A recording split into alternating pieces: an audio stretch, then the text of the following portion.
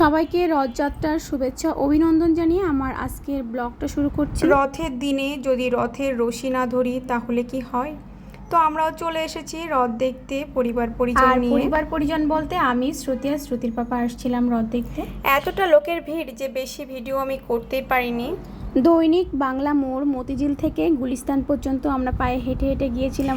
এতটা লোকের ভিড় মানে দেখতেছেন তো, অনেকটা লোক আসছে রথ যাত্রা দেখার জন্য, রথের রশি ধরার জন্য। রথ দেখা শেষ, এখন আমরা মেট্রো রেলে থেকেও নেমে পড়েছি। আজ মেট্রো রেলে অনেকটা ভিড় ছিল, এই জন্য আমি আর তেমন একটা ভিডিও করতে পারি নাই মেট্রো রেলের। তো আমরা নেমে পড়েছি আর বাসার দিকে রওনা হচ্ছি। আর আজকে এতটা হেঁটেছি, হাঁটতে হাঁটতে তো পা ব্যথা হয়ে গিয়েছে। তারপর মেট্রো রেলে আবার অনেকটা ভিড়, তো সারাটা রাস্তা দাঁড়িয়ে দাঁড়িয়ে আসছিলাম। সেই গুলিস্তান থেকে মিরপুর পর্যন্ত অনেকটা ভিড় ছিল মেট্রো রেলে উঠতে উঠতে সন্ধ্যা হয়ে গিয়েছিল। তারপর বাসায় আসতে আসতে আবার রাতও হয়ে গিয়েছিল। হ্যালো এভরিওয়ান, কেমন আছেন সবাই? আশা করি ভালো আছেন, আর আমরাও ভালো আছি। সকালে আজকে বৃষ্টি হয়েছিল, ছিটে ফোটা। এই যে গাছে থেকে জল পড়তেছে, আমার গায়ে এসে লাগতেছে। এটা কিন্তু একটা সাদা ফুল গাছ।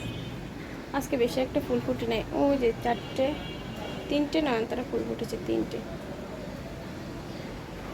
বৃষ্টি অবশ্য এখন থেমে গিয়েছে।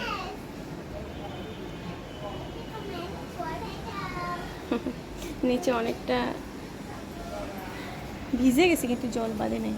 মাঝে মাঝে তো এখানে নিচে অনেক জল বেঁধে যায়, ঠিক আছে।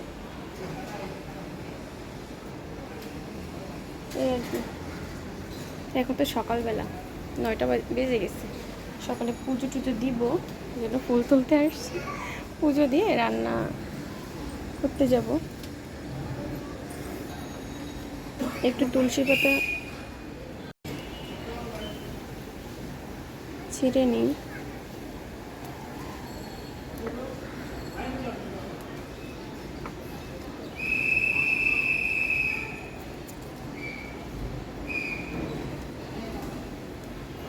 বাইরে বাঁশির শব্দ হচ্ছে, বাঁশি বাজছে, মনে হয় ময়লা নিতে আসছে। এই যে আর 2টা ছিললে হয়ে যাবে।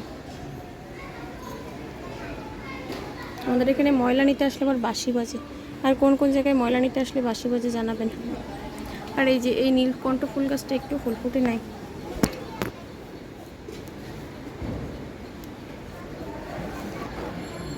জবা ফুল গাছে আজ কয়েকদিন ফুল ফুটতেছে না।